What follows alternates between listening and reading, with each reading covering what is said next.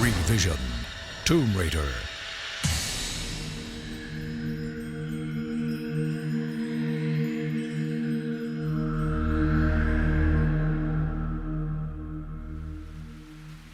There's a curious item I've been keeping in my trousers for you, Lady Croft. Had to smuggle it out of its climate-controlled vault, you understand. They get very upset about just showing the goods off willy-nilly, as it were. This was brought back from one of those tiresome Antarctic expeditions of the 19th century. They called it Angel Spit. This is all we have left of the chunk that was brought back by some mad captain with ice in his mustache way back when. What are you angling for, Professor? King's College have found some peculiar medical properties in Angel Spit. But as I say, this is all we have. You can clearly see that we cannot continue to melt lumps off for their labs. What does it do? You're holding the biological panacea. A mass of cells that can be programmed to turn into any kind of cell, thereby curing all human disease and injury. I see. And so they need more. But the idea that there's some cure-all lost in Antarctica... Which they have absolutely no idea how to obtain. And for obvious reasons, no one wishes to involve pharmaceutical corporations at this time. As ever, Lady Croft, the resources of the British Museum are yours. What do you know about the expedition? Oh, the usual nonsense. Day 1 off to the South Pole. Day 100 had to eat own boots. Day 200, young Bleakensop raped all the penguins, had to shoot him and cook him. Day 500... Day 174. The blizzards have tricked us again. We've crossed onto a peninsula with no way forward. I suspect, in fact, that this is an island, and that we've traversed an ice bridge. The men want to stay. They're finding chunks of a richly hued mineral resembling amber, and are collecting up as much as their packs will bear.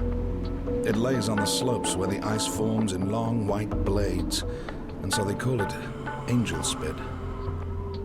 I am trying to dissuade them. This place disturbs me. The ground frequently rings with dissonant song like struck gongs.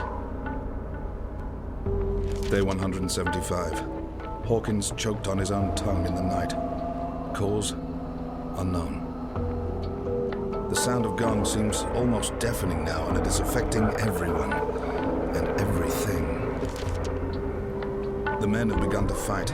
The more Angel Spit they gather, in fact, the deeper their madness grows. The ground calls to it. There is a giant heart under the ice calling to its blood. Men were not meant to see it. Men were not meant to be here. Day 176. The last of the men killed each other in the night. As I leave the peninsula, the gonging fades, and the chunk of Angel Spit in my hand becomes inert. I no longer wish to live.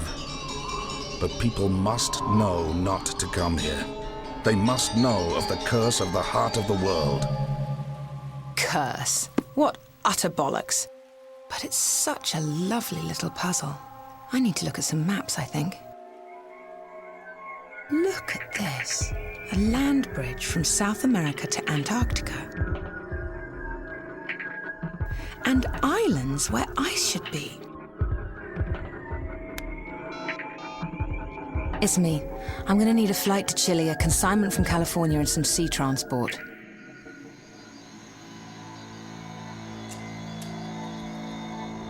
I need you to speak to your ancestors, Maria. I need to know if there was ever an island off the South Pole, one scattered with red gems. You have helped me before. And I will help you again. The ancestors know that wisdom is no use if it remains buried with them.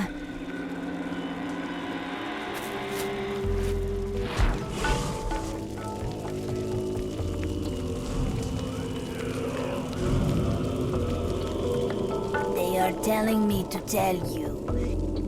You must not go there.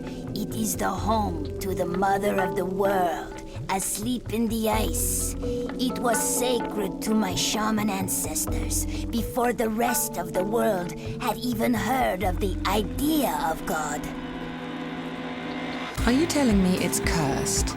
Of course not. We are not a superstitious people. We are telling you that you will simply die horribly.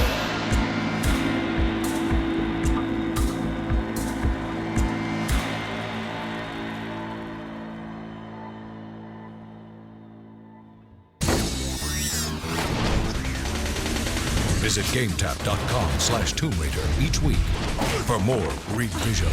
Tomb Raider.